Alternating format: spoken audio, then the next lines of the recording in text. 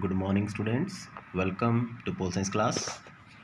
Today, we are going to discuss next very important topic: reorganization of states. Reorganization of state, and we have discussed many topics in our 4 previous videos. We have discussed the following topics such as the challenges for new nation, 3 challenges, partition, displacement and rehabilitation, process of partition, consequences of partition, and after that integration of princely states, the problems faced by the government during the process of integration, government's approach, integration of Hyderabad, Manipur, Pondicherry, Goa. So we have already discussed these following topics. So now today we are going to discuss very important topic, reorganization of states. So let us come on the main topic. Reorganization of state. Reorganizing means पुनर्गठन करना फिर से.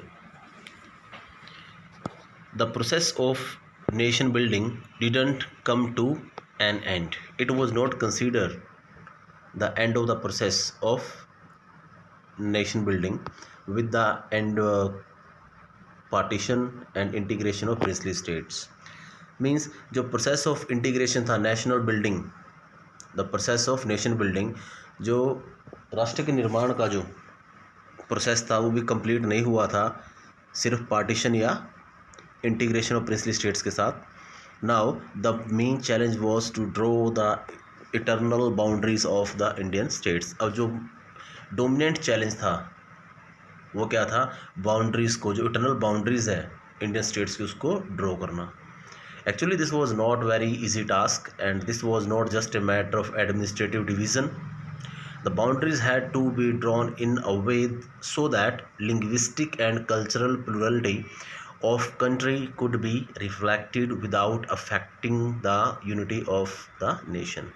Means now it was very difficult because it was drawn in a way, जो boundaries था देश की, उनको states की, उनको इस तरीके से ड्रॉ करना था कि जो लिंग्विस्टिक, भाषाई और जो कल्चरल, सांस्कृतिक जो विभिन्नताएं हैं वो दिखे, लेकिन जो हमारी जो process of unity of the nation ये है, इस पे कोई इफेक्ट ना पड़े. इसका मतलब कि हमारी बाउंड्रीज इस तरीके से बनी होनी चाहिए जिसमें भाषा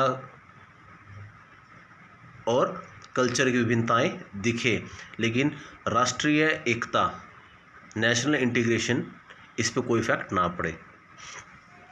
so during colonial rule, the state boundaries were drawn either on administrative convenience or simply coincided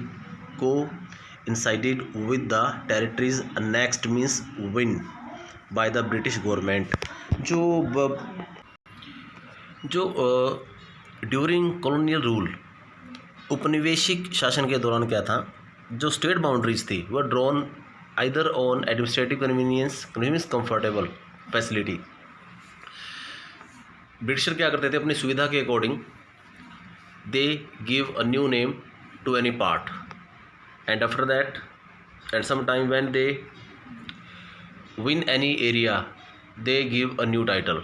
जब भी कोई एरिया को जीत लेते थे उसको नई स्टेट बना देते थे. और the territory is ruled by the princely powers. और कई बार क्या था, जो किसी भी रजवाड़े के अंतर्गत जितना इलाका शामिल था उसको भी एक स्टेट का नाम दिया जाता था. और national movement had rejected these divisions. जो हमारी नेशनल राष्ट्रीय मूवमेंट था उसने सब चीज़ों को रिजेक्ट कर दिया था एज आर्टिफिशियल, बिल्कुल दिखावटी मानकर, and had promised the linguistic principle as the basic of formation of state. और ये वायदा किया था कि जो स्टेट्स है उनका जो पुनर्गठन होगा वो भाषा के आधार पर होगा. इनफैक्ट वास्तव में after the Nagpur session of Congress in 1920 में जो नागपुर में अधिवेशन हुआ था कांग्रेस का, the principle was reorganized as the basis of the reorganization of the Indian National Congress Party itself.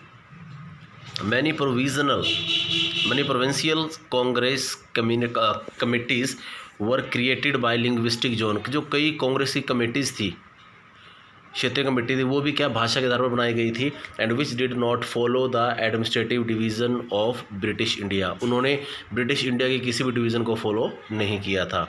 So things changed after independence, जैसे ही हमें आज़ादी मिली, now it was the time of change, ये परिवर्तन का टाइम था, and partition, and but our leaders felt that, फिर लीडर्स ने महसूस किया कि carving out draw out state on the basis of, create states on the basis of language might lead to disruption और disintegration.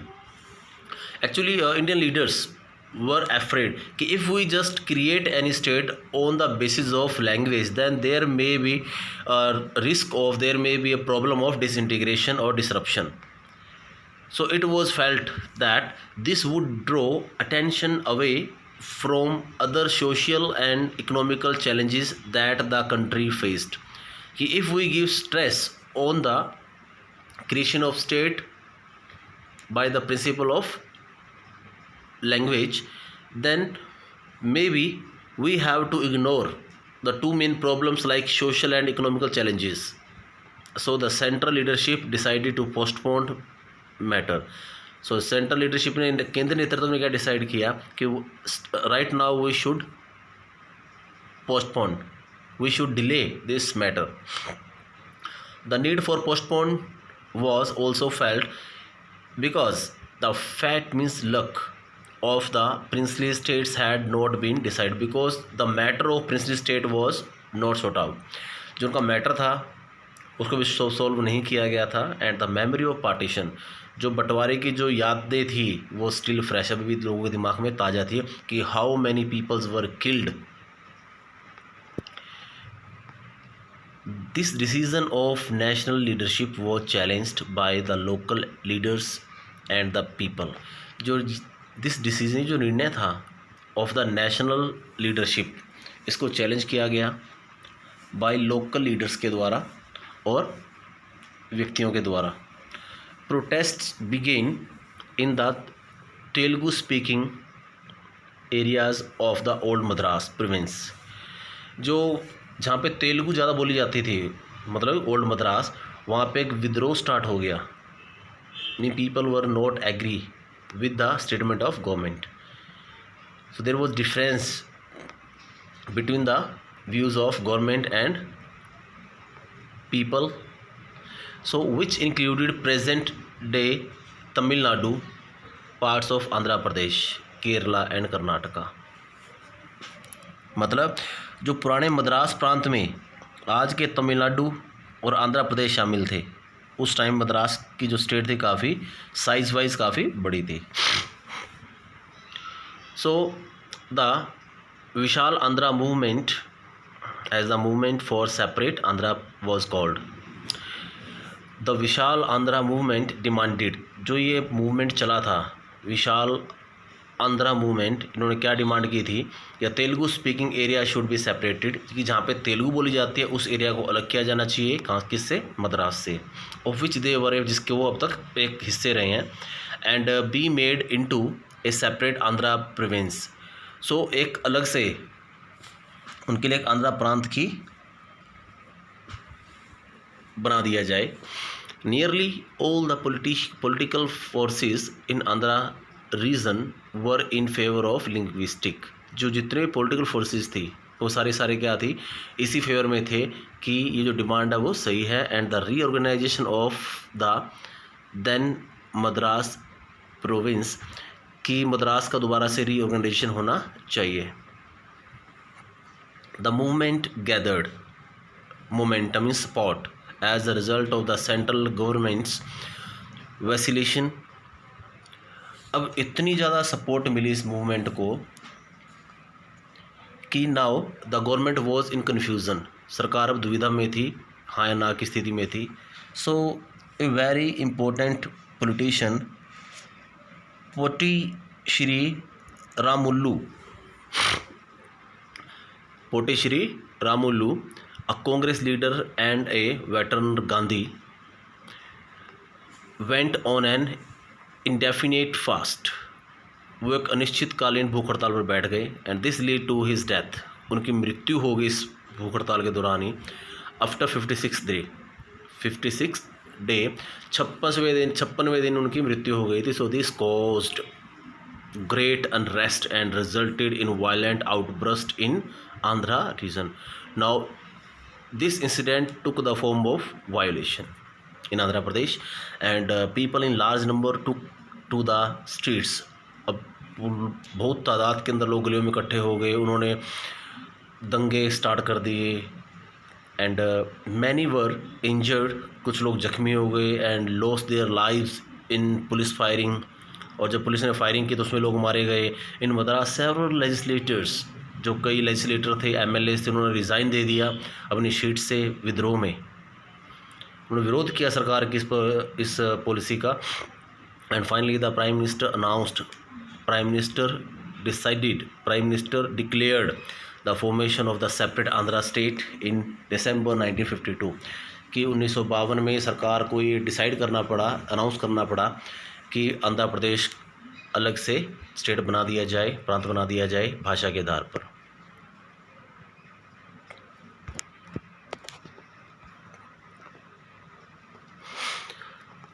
The formation of Andhra spurred the struggle for making the other states on linguistic lines in other parts of the country. अब जो formation थी आंध्र प्रदेश की, it motivated the struggle for making other states, इसने motivate कर दिया बाकी states को भी लिंग्विस्टिक बेस पे अपनी बाउंड्रीज रिक्रिएट करने के लिए। सो दीज स्ट्रगल्स, ये जो स्ट्रगल्स थे, forced the central government into appointing a state reorganization commission in 1953। तो ये स्ट्रगल हुए, इनसे सरकार को इन्होंने सरकार को मजबूर कर दिया, किस लिए कि सरकार को स्टेट रीऑर्गेनाइजेशन कमीशन बनाना पड़ा इन 1953 में, 1953 में, to look into the question of redrawing of the boundaries of state, कि दोबारा से राज्यों की जो बाउंड्रीज हैं उनको फिर से निर्धारित करना पड़ेगा। And the commission in its report accepted, commission ने भी एक्सेप्ट किया क्या, that the boundaries of the states should reflect the boundaries of different languages, कि जो बाउंड्रीज है क्या दिखाती है, डिफरेंट लैंग्वेजेस को दिखाती है। So on the basis of its report the state reorganisation act was passed. So इस तरीके से जो एक्ट था रीऑर्गेनाइजेशन का वो पास हो जाता है 1956 में, और this lead to the creation of 14 states, इससे 14 नई स्टेट बन गई और 6 यूनियन टेरिटरीज बन गई।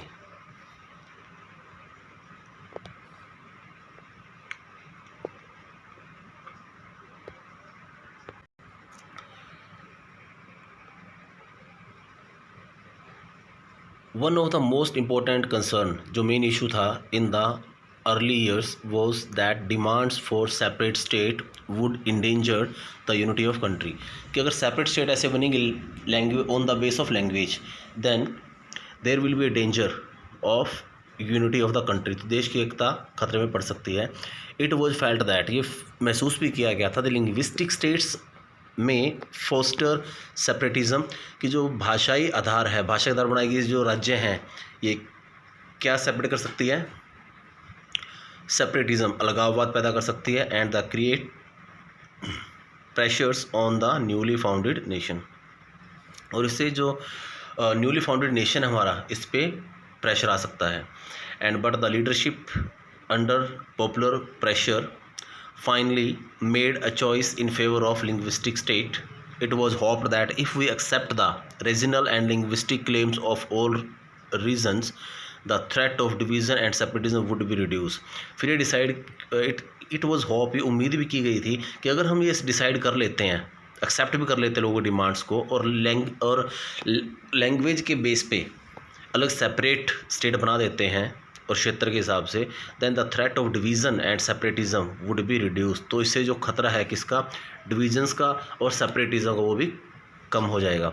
सो बिसाइड इसके अतिरिक्त the accommodation of regional demands and the information of linguistic states were also seen as more democratic. और इसके साथ में क्या हुआ, कहता है भाषा के आधार पर नए राज्यों का जो गठन करना है वो एक लोकतांत्रिक कदम के रूप में देखा गया बाद में। It was considered as a democratic process. Now it is more than 50 years, अब 50 वर्ष से ज़्यादा हो चुके उस बात को। Formation of linguistic states, we can say, हम कह सकते हैं the linguistic states and the movement for the formation of these states change the nature of democratic politics. इसने क्या कर दिया था, ये जो मूवमेंट चले थे लिंग्विस्टिक के रिगार्डिंग कि creation of separate state on the base of language linguistic, so इसने क्या किया था, it give a new form of politics and leadership in some basis way. The path of politics and the power was now open for people other than the small English speaking elite. अब इसने क्या कर दिया, सभी लोगों के लिए politics के दरवाजे खोल दिए। Now everybody has right to participate, हर किसी के पास अधिकार था पॉलिटिक्स में पार्टिसिपेट करने का। It was not limited only for, it was not only for English speakers. अब जो पॉलिटिक्स थी वो सिर्फ इंग्लिश बोलने वालों के लिए नहीं रही थी, उसमें कोई भी आदमी पार्टिसिपेट कर सकता किसी भी क्षेत्र से। So linguistic reorganisations also gave some uniform basis to the drawing of state boundaries and it did not lead to disintegration of the country. लेकिन इससे देश का डिसइंटीग्रेशन नहीं हुआ, देश टुकड़ों में नहीं बटा, as many had feared earlier, जैसे लोगों पर डर था कि भाषा के आधार पर सेपरेटिज्म फैल सकता है और देश की यूनिटी ख़त्म हो सकती है। They are feared of the problem of disintegration. So on the contrary, बल्कि इसके opposite, it strengthened national unity. इसने क्या किया, भारत की जो एकता उसको और स्ट्रॉन्ग कर दिया। And the linguistic states underlined the acceptance of the principle of diversity. जो लिंग्विस्टिक स्टेट थे उन्होंने एक्सेप्ट कर लिया किस चीज़ को, acceptance of the principle of diversity, विभिन्नता के सिद्धांत को स्वीकार कर लिया। And when we say that India adopted democracy, जब हमने कहा कि भारत ने लोकतंत्र स्वीकार किया, इट डजेंट सिंपली मीन, इसका मतलब सिर्फ ये नहीं था कि that India embraced a democratic constitution, कि भारत ने सिर्फ एक डेमोक्रेटिक संविधान का, एक लोकतंत्र संविधान का सम्मान किया, उसको एक्सेप्ट किया। No does it merely means the India adopted the format of election, या सिर्फ चुनाव प्रक्रिया को एक्सेप्ट किया भारत ने। The choice was larger than that, बल्कि जो चॉइस थी वो सिर्फ ज़्यादा थी। It was a choice in favour of recognizing and accepting the existence of differences with which could at time be oppositional।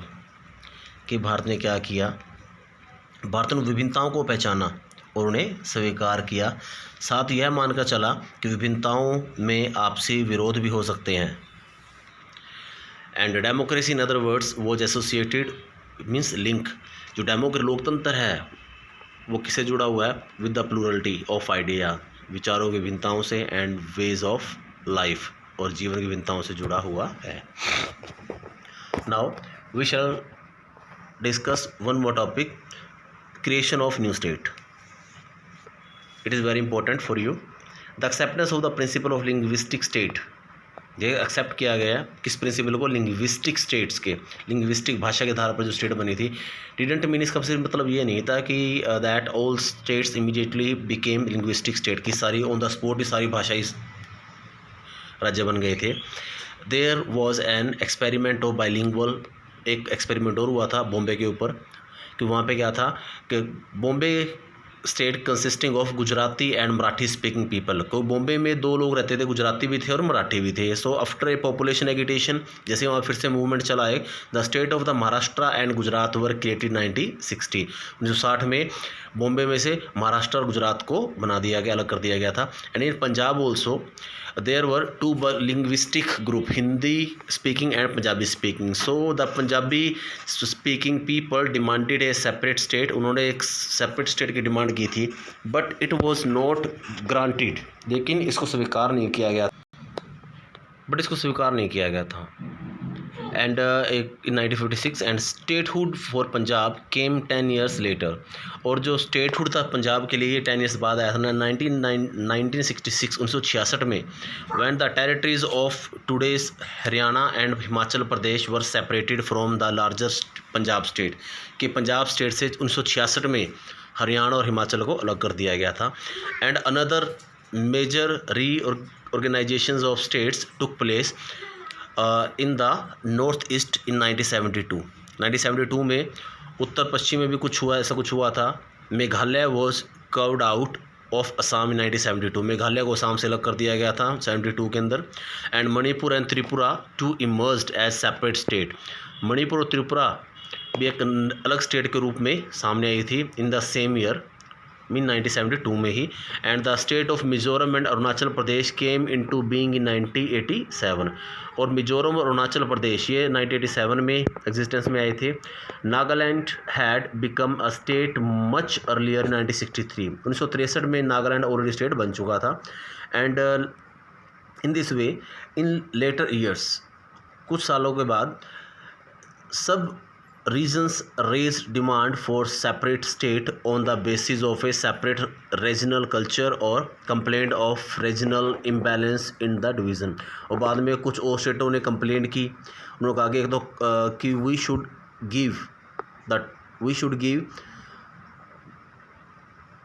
the name of other state on the basis of cultural diversity, कि हमारे area को भी एक state का दर्जा मिलना चाहिए एक कल्चरल डाइवर्सिटी के बेस पे, और कुछ इलाकों में हमारे डेवलपमेंट नहीं हुई, उनको इग्नोर किया गया है इस बेस पे भी।